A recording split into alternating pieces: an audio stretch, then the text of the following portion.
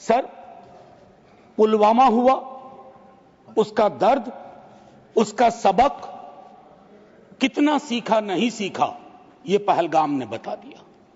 Sir, ये पहलगाम जो हुआ वो इस देश की सामूहिक पीड़ा थी, सामूहिक पीड़ा। वो 26 परिवार देश की पीड़ा के प्रतीक बन गए। उनकी पीड़ा उनकी व्यक्तिगत पीड़ा नहीं रही, हम सब की पीड़ा रही, आपकी रही, मेरे रही, हमारे बगल में बैठे हुए नए सदस्य कमल हसन साहब की रही। सर, अब समय आ गया है, एक बार पूरा सदन, आज ही नहीं, आज से पूर्व की सारी घटनाओं से लेके पहलगाम तक लोगों को कहे हम क्षमा प्रार्थी हैं, हम इतिहास से सबक नहीं लेते। माफीनामा आवश्यक है, किसी व्यक्ति को नहीं कह रहा हूं, किसी दल को नहीं, सबके लिए कह रहा हूं, सदन की ओर से यह माफीनामा जाना है। जान चली जाती है सर, मैं क्या कहूं। खुफिया एजेंसी को कोई कहता है जानकारी थी, जानकारी थी तो उस इशारे पर इरादे क्या बने, किस प्रकार की कोशिश हुई, हम आज तक क्लूलेस हैं सर, आज तक क्लूलेस हैं।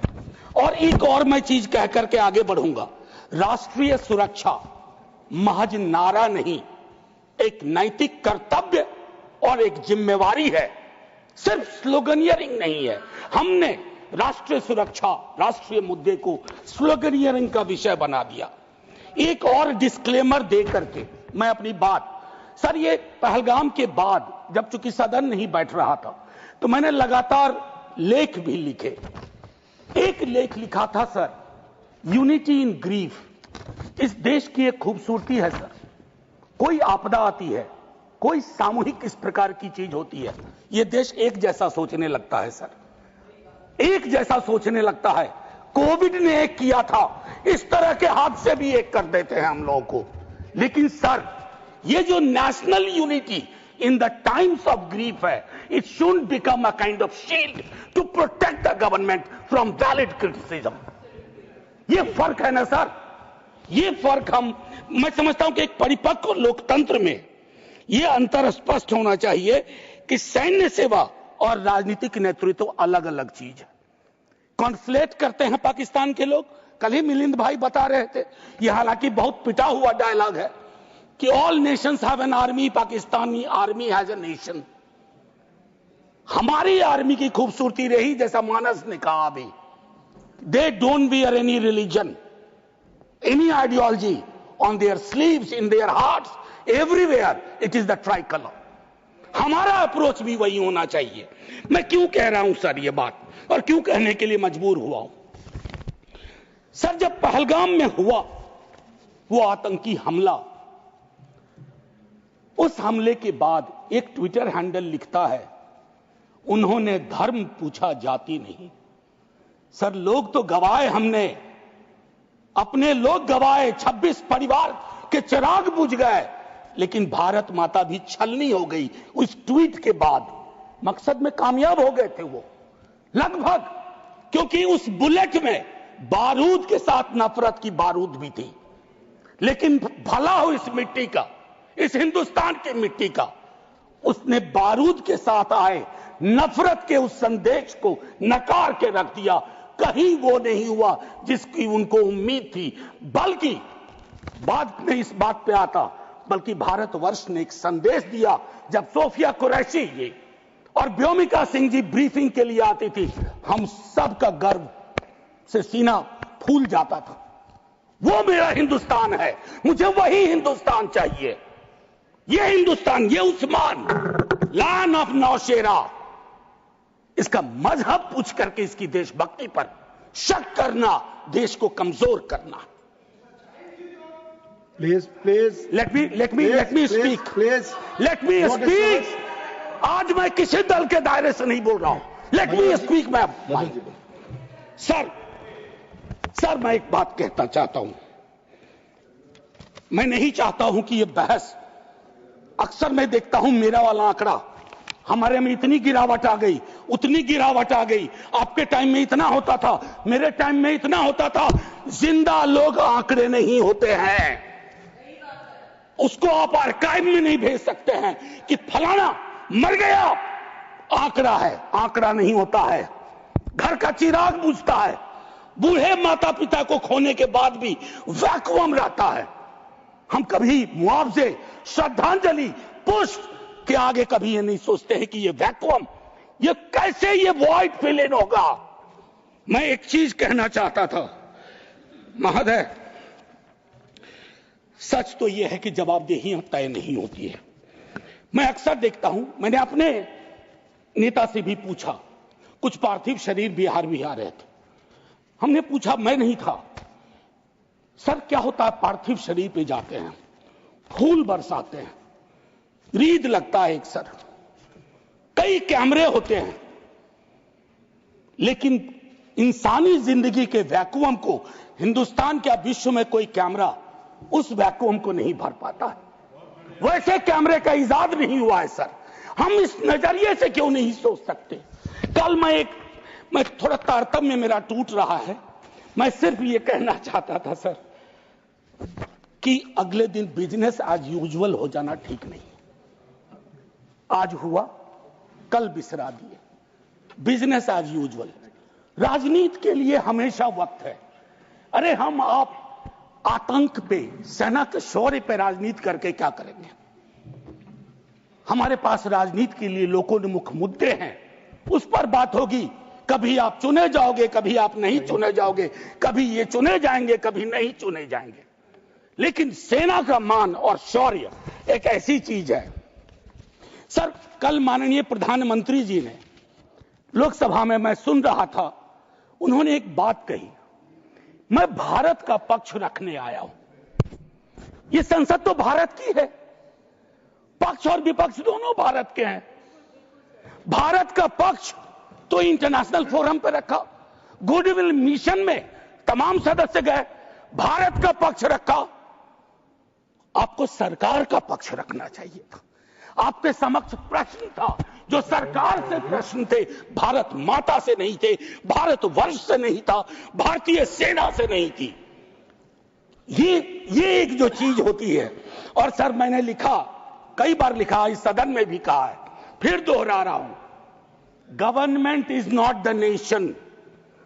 कोई भी सरकार चाहे उनकी रही हो या आज आपकी है, आप राष्ट्र के पर्याय नहीं हैं। हम कल खेल में हो या ना हो, हम में से बहुत लोग नहीं रहेंगे, सरकार भी बदल जाएगी, पार्टियां विलुप्त हो जाएंगी, लेकिन यह देश तो भाई रहेगा। इसकी मिट्टी अद्भुत है, यह जिंदा रहेगा। तो देश रहने दीजिए, सरकार अपनी बात करे। और एक बात तो मैं और कहूंगा, क्या ही कहूं, नेहरू लाइफ वेस्ट हैं इस सरकार के लिए। वो जो हवाई जहाज में जब हम लोग बैठते हैं तो कहते हैं कि अगर जहाज डूबने के क्रम में लाइफ वेस्ट को ऐसे फूकिए, फुला लीजिए ताकि पानी में उतरने में, नेहरू बार बार आ जाते हैं। मतलब मैंने तो पिछले सदन में, उस वाले पार्लियामेंट में कहा था कि बेहतर है एक दिन में एक मुकदमा कर दो, जवाहरलाल नेहरू हाजिर हो, जिनको उनके पक्ष में दलील देना है देंगे, हम जैसे लोग चलिए टूटे बिखरे हैं। और दूसरी तरफ उनको बुला लो जिनको नेहरू हर जगह नजर आते हैं। अगर नेहरू इतने वर्षों बाद भी आपको परेशान कर रहे हैं तो कुछ तो बात है, थी उस बंदे में, कुछ तो बात थी। मैं एक चीज कहना चाहता हूं, इसको भी पहले कहा, आज फिर आपके समक्ष दोहराता हूं। पहलगाम हुआ सर, मैंने वो बात कही, जो ट्वीट आया, नफरत, टेलीविजन हाउसेस में डिबेट होने लगे। लेकिन उसके बाद अभी हाल में एक चीज मैंने बहुत पहले भी कही है, दोहरा रहा हूं। सर कश्मीर को लैंड मास सिर्फ नहीं समझना चाहिए, सिर्फ जमीन का टुकड़ा नहीं है कश्मीर में लोग बसते हैं, कश्मीर के लोगों ने भी कुर्बानियां दी हैं। पहलगाम के बाद जिस तरह का रिएक्शन कश्मीर में आया वो अनप्रेसिडेंटेड था, अनप्रेसिडेंटेड।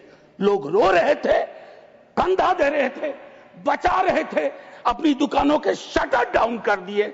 लेकिन उसी कश्मीर में बाद के विजुअल्स में वहां की चुनी हुई सरकार, हालांकि मैं मानता हूं सरकार के बारे में, they have the responsibility without power, तो ये आज अर्जी का वक्त नहीं है, लेकिन मैं एक अर्जी लगा देता हूं इस सरकार के समक्ष, फुल फ्लेजेड स्टेटहुड बहाल करिए। ऐसी छवियां जहां सीएम एक खास जगह ना जा सके, मौन करने के लिए, रेस्पेक्ट देने के लिए, श्रद्धांजलि देने के लिए, उसके बाद सब दूसरी पीड़ा एक हुई। हमारे एनएसए साहब ने कहा एक कांच नहीं टूटा हिंदुस्तान का। सर ये संवेदन शून्यता की पराकाष्ठा है। पूंछ राजौरी के लोग कांच से भी गए बीते हैं।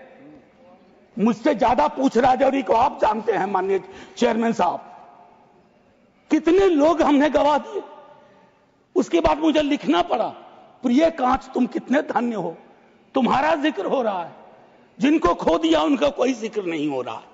सर ये आपके माध्यम से मैं रख रहा हूं, मुझे जवाब नहीं चाहिए।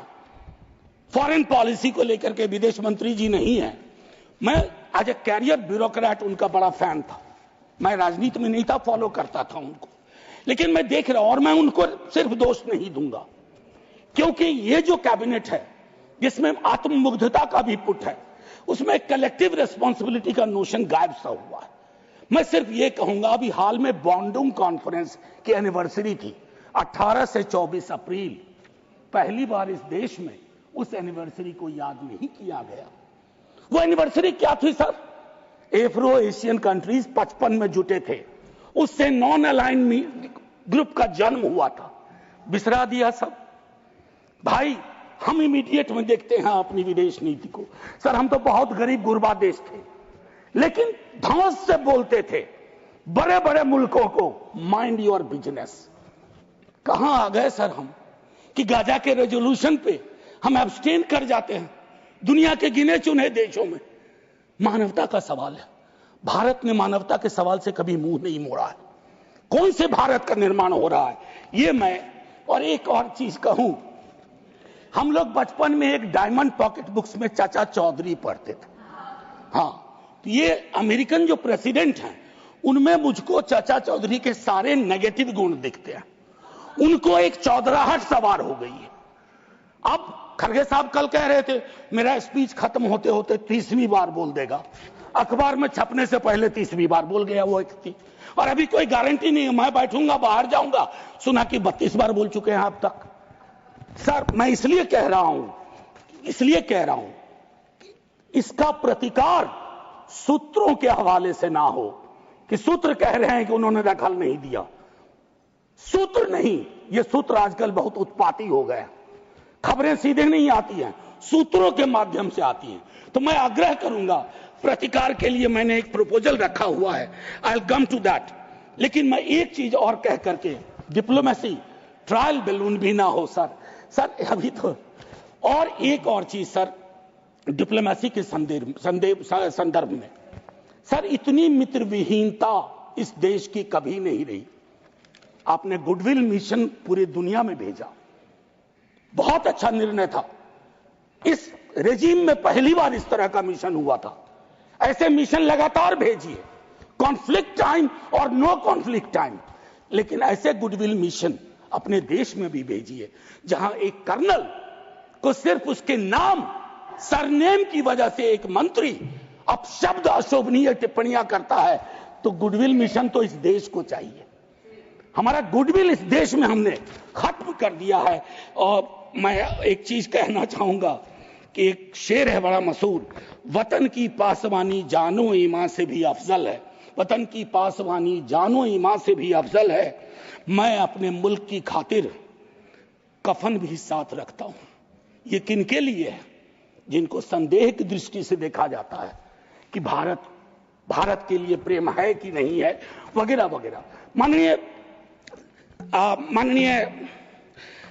सभापति महोदय, मैं सिर्फ एक आग्रह करूंगा, चूंकि कल की प्रोसीडिंग मैंने लोकसभा की भी देखी, मुझे दुख हुआ कि इस पीड़ा ऑपरेशन सिंदूर, जिसमें सेना के शौर्य को पूरा सदन सलाम कर चुका है, लेकिन जो विसंगतियां सेना ने इंगित की समय समय पर, जिसमें पॉलिटिकल डिसीजन का बहुत बड़ा कंट्रीब्यूशन था, उसको रेटोरिकल अंदाज से, रेटोरिक से कवर नहीं किया जा सकता है। Come clean, come straight, we are with you honourable prime minister, so I propose from this house a resolution, finally a resolution. This house unilaterally condemns the repeated statement of American President Donald Trump and find him the epithet of the greatest liar of the century. Jai Hind, sir.